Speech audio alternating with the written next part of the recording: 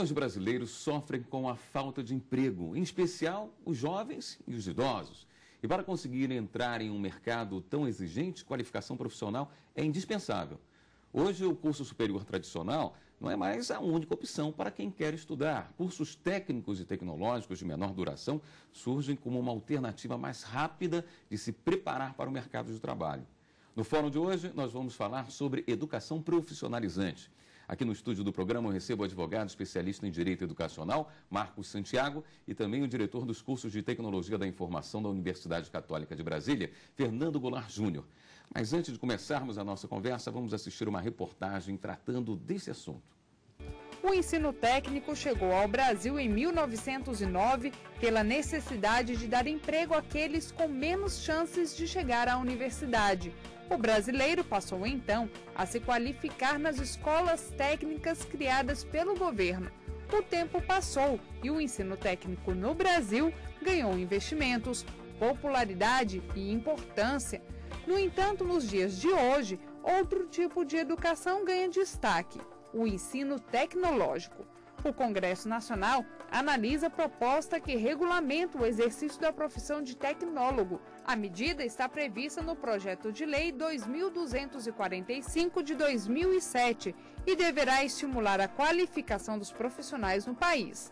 Pela proposta, entre as atividades do tecnólogo estão: desenvolver estudos, orientar e analisar projetos, supervisão e fiscalização dos serviços técnicos, consultoria, assessoria, auditoria e perícias, ensino, pesquisa, análise, experimentação e ensaio, instalação, montagem, operação, reparo e manutenção de equipamentos. Com a regulamentação, milhões de brasileiros terão maior chance de entrar no mercado de trabalho.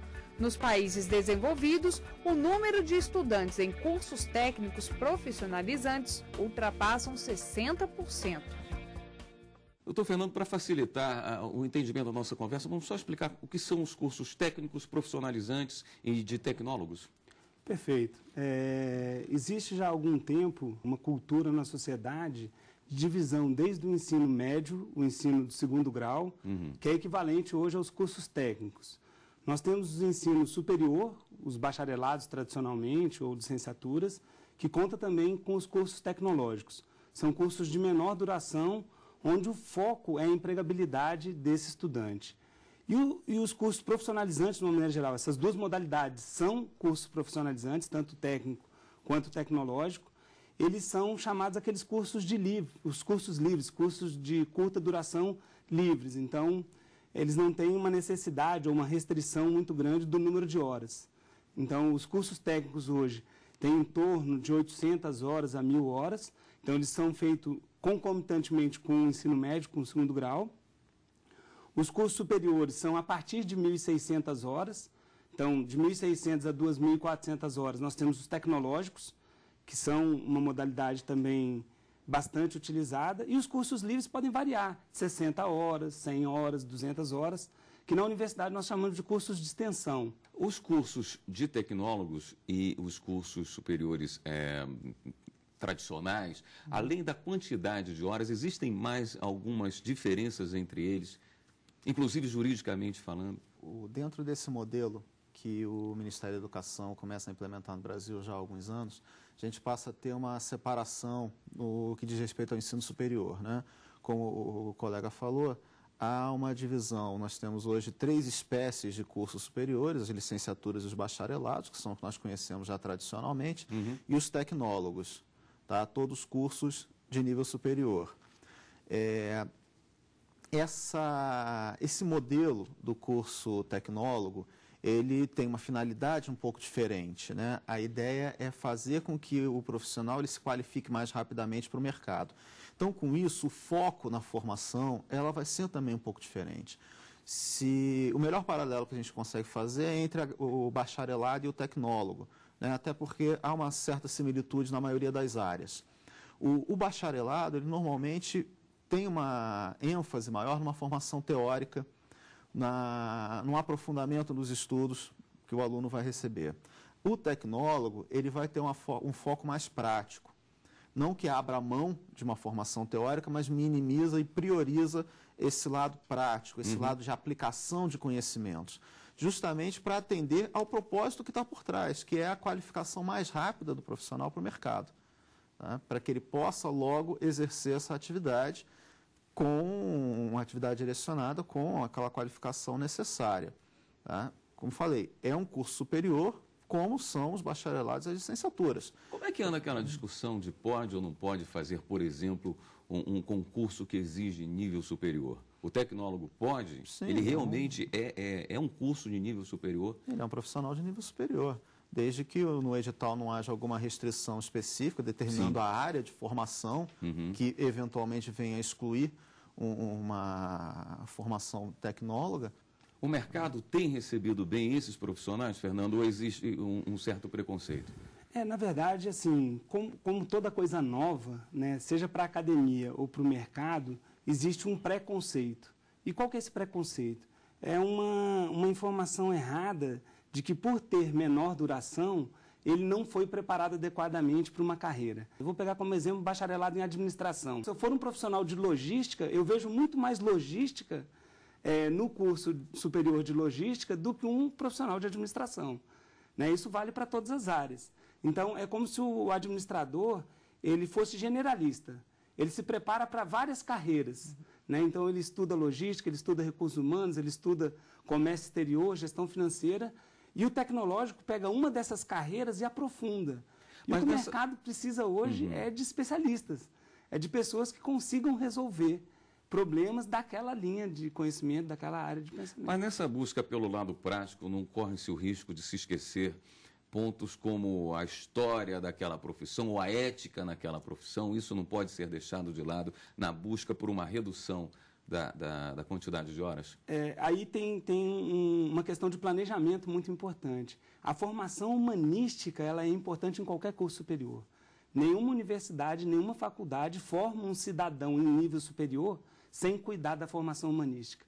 Então, a gente não descuida desse lado. Então, a gente não deixa de ver ética, não deixa de ver empreendedorismo, não deixa de cuidar do ser humano como um todo em qualquer carreira. Que é isso que eu acho que a indústria, é isso que o mercado, o comércio, o terceiro setor precisa. O que vem trazer na prática a Lei 2.245? Na verdade, ela não altera muito a realidade. Ela não mexe no sistema educacional, apenas trata da questão do reconhecimento das profissões dos tecnólogos. Tá? Então, um sujeito que se formou em gestão de pessoas, por exemplo, ele já estava perfeitamente habilitado a exercer a profissão, tinha toda a qualificação para isso, apenas agora a profissão de gestor de pessoas passa a ser reconhecida como uma profissão específica, deixa de ser, digamos assim, um braço da administração. Hoje, por exemplo, essas pessoas estão vinculadas, esse gestor de pessoas, ele está vinculado ao conselho profissional, que é o mesmo do administrador. É possível criar um conselho profissional à parte, para tratar apenas dessa nova profissão. Como é possível criar um sindicato à parte? A lei, por si, ela não vai mudar essa realidade. Mas agora ela abre algumas possibilidades que poderão vir a surgir, até na medida em que se vão surgindo mais profissionais, em que vai se robustecendo essa busca pela formação tecnológica. Eu acho que tem um ponto que é fundamental nisso, que vem complementar aquela pergunta da valorização, do preconceito. Eu acho que valoriza muito essa questão, o reconhecimento do profissional. Quando você tem um título e esse título é validado, ele é legitimado através da legislação, abre-se portas, né? Eu já vi concursos públicos que dizem assim, é um profissional de nível superior, exceto o tecnológico. Aí isso deixa de existir quando você coloca essa regulamentação dizendo, não, é um profissional de nível superior, gabaritado, reconhecido. Né? Então, isso ajuda bastante nesse preconceito. Tem um aspecto mais, eu diria que a consequência prática é mais um aspecto psicológico do que jurídico. Exatamente. Como eu falei, juridicamente falando, a profissão ela já existia. Em outros tempos, antes da Constituição de 88, esse reconhecimento ele tinha uma importância grande, até para fins previdenciários. Era preciso que a profissão fosse reconhecida para o trabalhador poder se inserir no sistema de previdência social. Hoje essa demanda, essa necessidade, ela não existe mais. Desde a Constituição de 88, nós temos a universalização do sistema de previdência, como a universalização do sistema de saúde. Qual é o perfil do profissional que deve buscar o curso superior de tecnólogo e o do ensino médio? Nós temos aí, eu acho que, perfis diferentes, né? Tem um perfil que é o jovem que busca o primeiro emprego, e aí o papel do curso profissionalizante, do curso técnico, é fundamental. Seria simplista dizer que seriam voltados para pessoas de baixa renda? Não seria. Na verdade, é aquele preconceito que eu dizia antes. Todo mundo da classe média, das classes A e B, vão querer ter os filhos engenheiros e doutores. Aí eles buscam sempre a qualificação, sempre numa graduação tradicional. Né? Mas o mundo do trabalho, ou as relações de trabalho, não priorizam só essas profissões. Nós temos necessidades do mundo do trabalho que vai desde do técnico, do tecnológico, até o mestrado, doutorado. No nível superior é que a gente tem uma dicotomia. Nós temos tantos jovens buscando uma qualificação mais rápida, eu quero me formar, eu já quero trabalhar, eu quero já ter meu ensino superior, quero ter o meu diploma e quero buscar uma profissionalização, quanto aquelas pessoas que foram para o mercado de trabalho muito cedo e voltam buscando uma qualificação profissional. Nos tecnólogos, a gente nota um afluxo de profissionais que já estão no mercado muito grande, talvez até maior do que quem está buscando uma inserção profissional. E aí, justamente, esse direcionamento vai se dar por conta das experiências que o sujeito carrega. Às vezes, está trabalhando ali no setor público e busca um outro concurso, ou ele já está no setor privado, já atua numa determinada área, e aí ele busca no curso tecnólogo a qualificação que lhe falta, a qualificação teórica que lhe falta para continuar naquela área, ou para expandir, ou para mudar de área dentro de uma mesma empresa. E o legal de reunir esses dois públicos no mesmo ambiente é que você aumenta a sua rede profissional, a sua rede de relacionamentos. Então, na universidade, quando eu tenho uma pessoa entusiasmada, querendo montar o seu negócio, por exemplo, na área de gastronomia, chega uma pessoa lá super interessada, eu quero ser um chefe de cozinha. E ele encontra ali uma pessoa que já é um chefe de cozinha conceituado. No mesmo curso, isso é uma vivência muito rica. Né? É muito interessante essa dicotomia, essa ajuda com que os profissionais do mercado trazem para essa gente nova que está chegando, querendo empreender, querendo fazer diferente. É bem interessante. Certo. Isso. Bem, nós vamos fazer uma pequena pausa nessa conversa e daqui a pouquinho nós voltamos com a segunda parte do programa Fórum.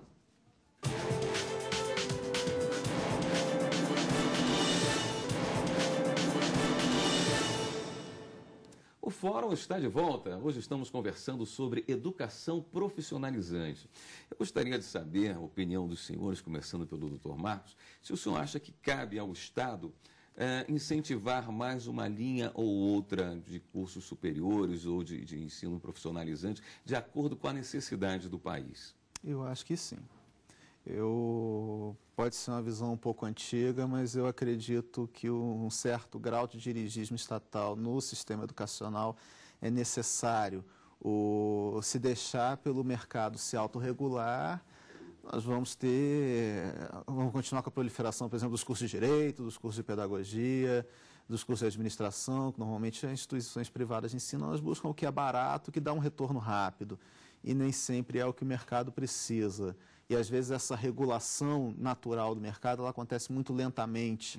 E as demandas profissionais, elas vão numa velocidade, num ritmo que, às vezes, essa autorregulação não acompanha. Então, daí, esse direcionamento que o Estado, por meio da regulação educacional, faz, eu acho necessário. Claro, não um engessamento, porque, afinal de contas, o sistema educacional brasileiro, ele é desenvolvido numa lógica de parceria entre o Estado e as instituições privadas de ensino.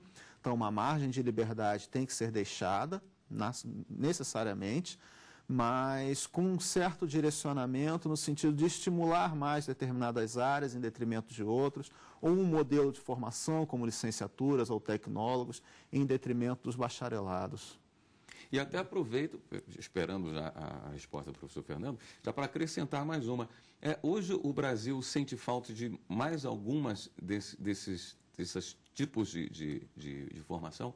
A sua pergunta é bastante interessante, William, porque, na verdade, o papel do Estado ele é muito importante no desenvolvimento do país. Então, quando a gente imagina que ele pode dizer quais são as áreas prioritárias para atuar, é onde ele põe energia, onde ele põe dinheiro. Então, hoje, a questão, por exemplo, de financiamento dos cursos técnicos e financiamento dos cursos superiores de tecnologia, ele vem em boa hora, né? Por quê? Porque você tem um sistema público que não dá conta de atender toda a demanda de formação profissional.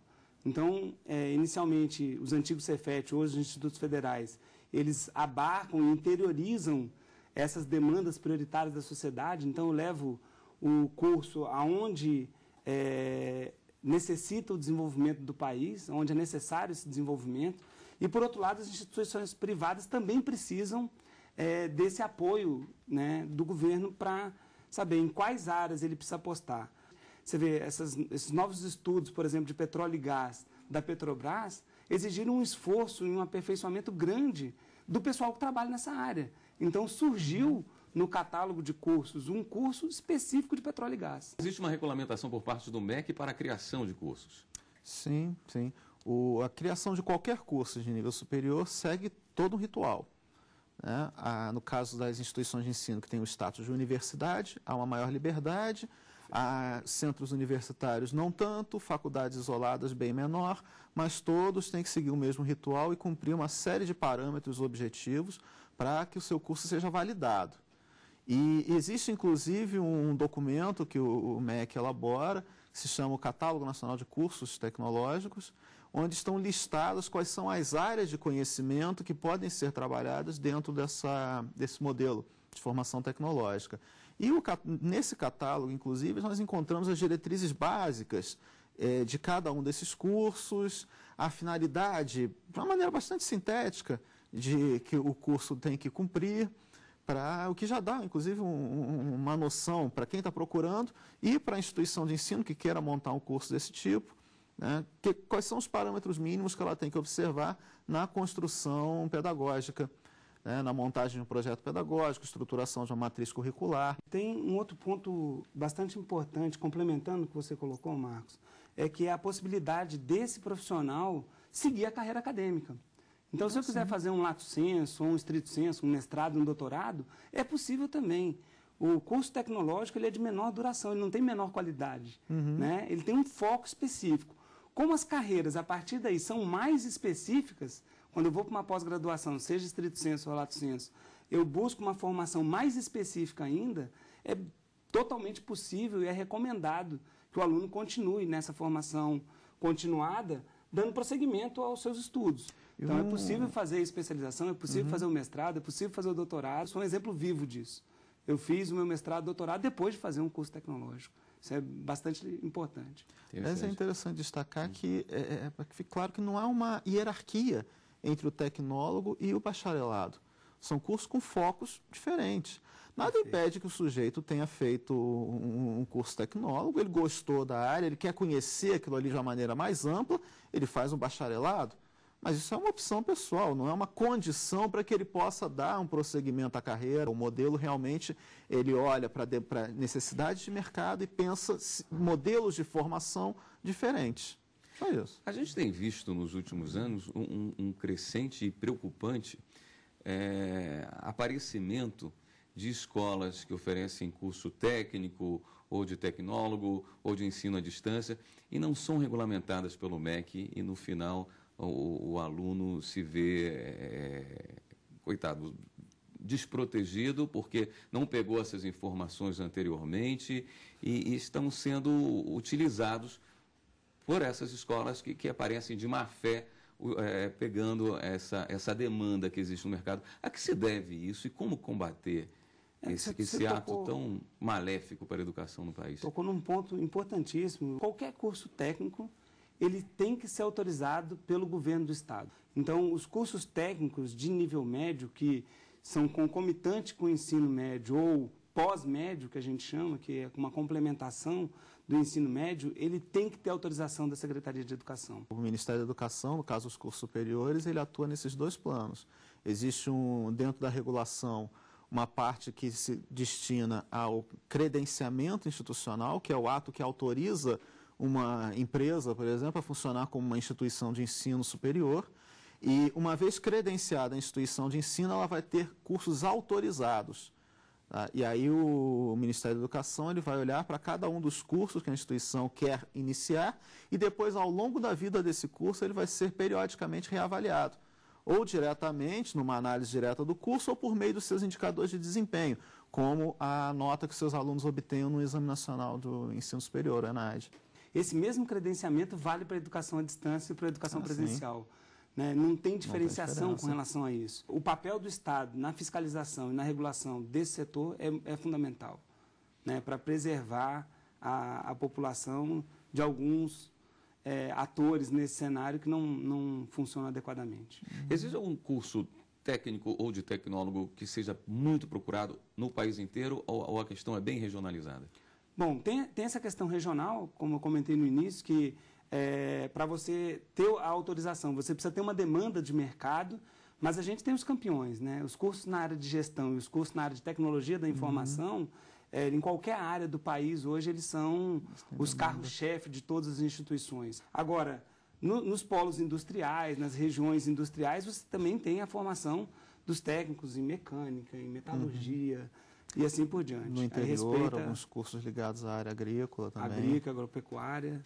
Existe uma ideia de quantos brasileiros devem ser beneficiados com cursos técnicos e tecnológicos nos próximos anos? Existe um número que o quanto ele cresceu e o quanto a gente espera que ele continue crescendo. Hoje, o curso tecnológico ele representa só 10% do ensino superior. Isso ainda é muito pouco. Então, os bacharelados, as licenciaturas, os cursos tradicionais ocupam 90% desse mercado. Então, a gente acredita que ele já cresceu dos últimos 2 ou 3 anos, mas ele ainda tem muito ainda a contribuir com a formação superior no país. E o curso técnico também. Essas iniciativas, esses investimentos que o governo federal tem feito na educação profissional, ela é fundamental para que ocorra essa avalanche de gente no ensino técnico, no ensino profissionalizante. Agora, uma coisa que é importante destacar também é que o ensino técnico, ele não substitui a deficiência de formação do ensino médio que a gente tem hoje. Hoje a gente tem uma carência, uma deficiência grande na formação pública do ensino médio. O aluno chega muito pouco preparado no ensino superior. Né? O técnico, ele chega com mais qualidade, ele forma mais para o mercado de trabalho, mas ele não substitui a necessidade urgente que a gente tem de melhorar a qualidade e os indicadores, os índices do ensino básico e do ensino médio no país. Doutor Marcos, existe ainda algo que precisa ser discutido, regulado, que o universo jurídico precise tratar com maior cuidado esses cursos de técnicos e tecnólogos? Olha, eu vejo a legislação hoje bastante adequada no sentido de dar respaldo à existência desses cursos e sustentar a atuação profissional de quem quer que se qualifique por essas vias. A minha maior preocupação hoje, no sentido de regulação educacional, é quanto à garantia de qualidade desses cursos. O objetivo que vem sendo perseguido pelo governo já há alguns anos é melhorar o profissional brasileiro, mas fazer essa melhoria, colocar esse ônus de fazer esse salto de qualidade do nosso profissional para o ensino superior. Então, com isso, as instituições de ensino recebem alunos com um grau de formação frequentemente precário e elas precisam transformar esses alunos e nem sempre conseguem. A regulamentação do setor educacional precisa ser repensada para criar outros mecanismos que permitam fortalecer essa formação, auxiliar mesmo as instituições de ensino por meio de fomento, por meio de programas de estímulo à capacitação docente, à revisão das práticas pedagógicas, que permitam ensinar as instituições de ensino a ensinar de uma maneira diferente esses alunos. Nós estamos recebendo um público que até muito pouco tempo atrás não estava no ensino superior. As instituições de ensino elas estão tendo muita dificuldade em lidar com esse público e oferecer isso que o governo espera que as instituições ofereçam, que é essa transformação, esse salto qualitativo na formação e na capacitação desses profissionais. Eu acho que o grande desafio da educação profissional e o grande desafio da educação como um todo, de nível superior, é você conseguir fazer uma mudança na universidade para que ela não seja só uma casa de saber para poucos e também não seja uma fábrica de diploma para muitos. Então, o desafio está em você encontrar um ponto de equilíbrio onde você consiga fazer educação de massa com qualidade, como o Marcos citou. Perfeito. Eu gostaria de agradecer a participação dos senhores. E o programa de hoje vai ficando por aqui. Nós conversamos com o advogado especialista em Direito Educacional, Marcos Santiago, também com o diretor dos cursos de Tecnologia da Informação da Universidade Católica de Brasília, Fernando Goulart Júnior. E você pode rever esse programa na página da TV Justiça. O endereço é www.tvjustiça.jus.br. E também pode e deve enviar sua sugestão para o programa. O e-mail é fórum@stf.jus.br. Na próxima semana tem mais uma edição do Fórum para você. Até lá.